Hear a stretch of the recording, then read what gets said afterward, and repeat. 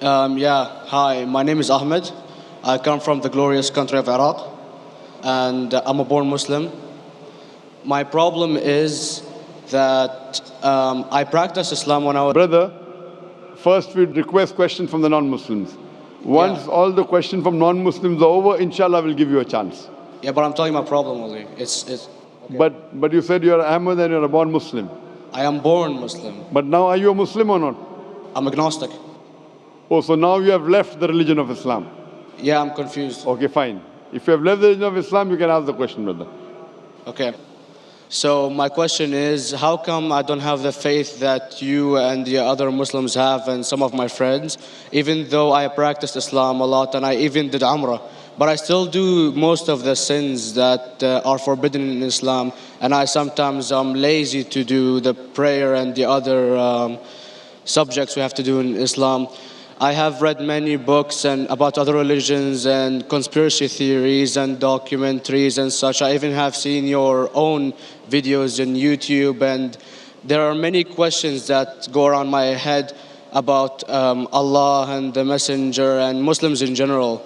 And basically, the most important question is you said in one of your debates or questions that Allah is the creator and He's uncreated.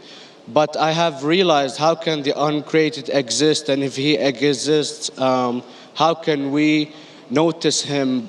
How can we see Him or hear Him or feel Him or know of His existence if He's uncreated in our own dimension or so? That's one of the questions. Brother Ahmed said that he is a born Muslim. He comes from Iraq. He read the Quran, he read the books, but he commits many sins. He believes maybe sometimes he's agnostic and he's lazy for praying. Brother, before I answer your main question, if you do sins and if you are lazy for praying, that does not make you a non-Muslim. As long as you believe that praying is fard, sometimes you miss, it's a sin. It's a major sin that you sometimes don't pray, but that doesn't make you a non-Muslim.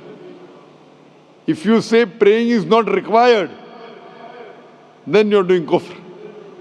But if sometimes you do sin, sometimes minor sin, sometimes major sin, it is haram, it's forbidden, but that does not throw you outside the fold of Islam. There are sometimes waswasa of the shaitan asking you, you're a Muslim, but this is wrong in Islam, this is wrong. And it does deviate the person's mind. At that time, maybe your iman may be low. But these things should not make you consider that you're non-Muslim. Regarding a question that I mentioned in my speech, and you're right, that Almighty God is the creator, but He Himself is uncreated. You ask the question, how can the uncreated, how can we see the uncreated, and how it's possible? Allah subhanahu wa ta'ala is Khaliq, is the creator. And by definition, He's uncreated. Because normally people say that when they try and prove in logic that everything has a creator, who created this table, the carpenter, from where he got, from the tree, who created the tree, so it goes back to Allah. So when many of the people try to convince an atheist, they try and say that everything has a creator, and then they get trapped when the atheist asks him who created Allah. So if you hear my tapes, I never go that way. I ask the atheist that how did you come to know about the universe? How did you come to know about the functioning of the stars, of the sun? And he says, and goes back, that the creator. So it's the vice versa. So if you know how to deal with logic, you don't trip over this problem with the atheist trap, the Muslims or the believers, by saying who created Allah. By definition, Allah is uncreated. And if you ask the question, who created Allah? If you have heard my tapes, I give the reply. That suppose a person comes and says that my brother John. Yeah, I know, I saw that, I heard that's funny, but I mean, how does He exist if He's uncreated? Not that is Allah. automated. Yeah. How That's can the He difference exist? between you and Allah. How does He exist means He was existing. He doesn't have a beginning. You and I have a beginning, that's human being. So that is the difference between us and Allah. You can't say that Allah has to be like us. If Allah is like you and me, why should we worship Him? I see, but have you heard of the phenomenon, the Big Brother? used by various orders and political agendas to control the people and such by implementing it into multiple gods. And then later on, it became a monotheistic religions all over the world to make it easier for Big the Brother, people sorry, to. I've never heard of the religion Big Brother.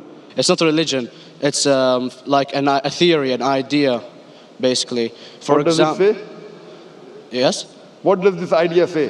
What does it say? Is that when you have a big brother, it's easier for you to live life. When you have someone watching you the whole time, understanding you the whole time, protecting you the whole time, being with you the whole time, and you can talk to him, although he never talks to you back, maybe in your dreams, due to your mind and such, it's easier for you to live.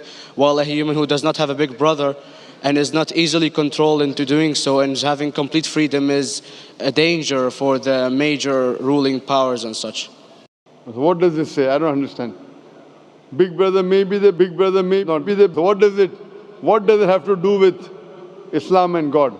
What does it have to do? Because basically Allah is watching you the whole time. So you want to knows. say that Allah is like a Big Brother? Indeed, you use him for your protection so you won't be scared. You know what I mean? See, this is the hypothesis. Hypothesis. If you have heard, how do I convince an atheist? If you have heard my answer, that you said that you're agnostic, you're atheist. Yeah. So first thing I do to an atheist is I congratulate him. What? I congratulate him. Have you heard my answer of atheist? Yeah, you congratulate them and stuff. But I haven't seen your debates with the atheist. I just saw your answers on some questions. Fine, so you haven't seen the answer of atheist. No, but I've seen your debate with David William Campbell. And that David William Campbell is not an atheist. Yeah, yeah. Now, when an atheist tells me he does not believe in God like your theory of Big Brother, Yeah. and if you believe in that theory, I will ask you, first thing I do to the atheist, I congratulate him. You know why? Yeah, because they think and they don't follow what their parent does and such stuff like that. No. I congratulate him because he is not doing blind belief. The other people are doing blind belief. He is a Christian because father is a Christian. He is a Hindu because father is a Hindu. Most of the Muslims are Muslim because father is a Muslim. He is thinking. He says there is no God. He has said the first part of the Islamic Shahada, La ilaha. The reason I congratulate him is because he has said the first part of the Islamic Shahada, Islamic creed, La ilaha. The only thing I have to do is illallah, which I shall do inshallah. So if you have heard my answer, an atheist becomes an atheist because he believes in science, he believes in logic. Or I ask him that if an equipment is bought in front of him, which no one in the world has ever seen, and if the question is asked, that who will be the first person who will be able to tell you the mechanism of this new equipment? What is the answer? Of course, he's going to tell you the producer or the maker of this equipment. Creator, producer, maker. So when we ask him questions that how did this universe come into existence, he will talk about the Big Bang. This what we're going to talk is already mentioned in the Quran 1400 years ago in Surah Anbiya chapter number 21 verse number 30. Avalam yaral lazina kafaru anna samawati wal arda kanat ratkum fataknahuma. Do not the unbelievers see that the heavens and the earth were joined together and we clove them asunder. This what you came to know 50 years back is mentioned in the Quran 1400 years ago. Who could have mentioned that? Well, in various civilizations in like 2000 or 5000 BC before Islam came or Christianity itself, there was various civilizations that are good in astronomy and they know more about our solar system than we do now, sadly. Brother, your knowledge of science is little, not in-depth. I do agree. There are certain things which were known as hypotheses. For example, we came to know, we were proved that the earth was spherical in 1577. I know that in 6th century BC, there were Pythagoras who believed that the earth was spherical. But the same Pythagoras who believed the earth was spherical also believed that the earth was the center of the universe, which is wrong. You show me one civilization which believes 100% what the Quran has mentioned. I challenge you. What you say, so do you mean to say there was a person who said, okay, this civilization, out of 100 things, these 2 things are right. Out of 100 things, these 5 things are right. Out of this 100, and picked and chose. Who can do that? No one besides the Creator. Even if you know that there were 10 different civilizations, hundreds of civilizations, there is not a single civilization that you know in the past which knew 100% of science what we know today. So where is your logic? Where is your theory?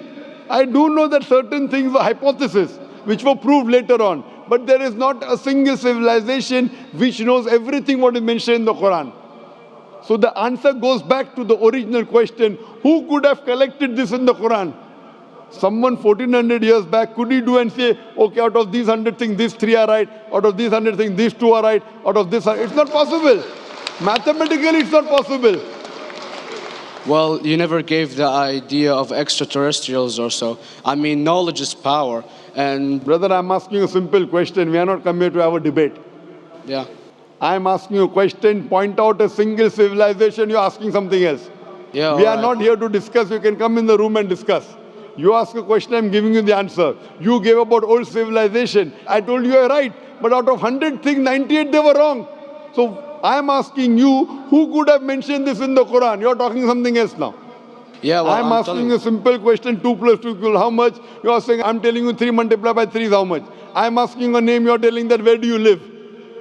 I'm asking a simple question, name me a single civilization which has everything what was mentioned in the Quran. Do you know of any or not? Yes or no? Well, not everything, of course. Even not 10%. Why? Babylon knows of most of the planets and such. Planet is not the only thing mentioned in the Quran. There are 1,000 things mentioned in the Quran. To say what 1,000 things are mentioned in the Quran, 10% would be equal to 100 things. Did Babylonian civilization knew about 100 things mentioned in the Quran? No, because they You don't have the cannot. IQ They level knew of that 5 or 6 things. In percentage wise, very small. So Of course. who can be the author of the Quran besides the creator to know what is right, what is wrong?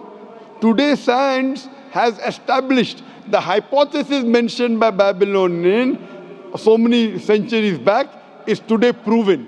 So these were hypotheses in the past, which out of them many have been rejected, some have been accepted. So to collect all which is 100% correct has to be from the creator and no one else. Hope that answers the question.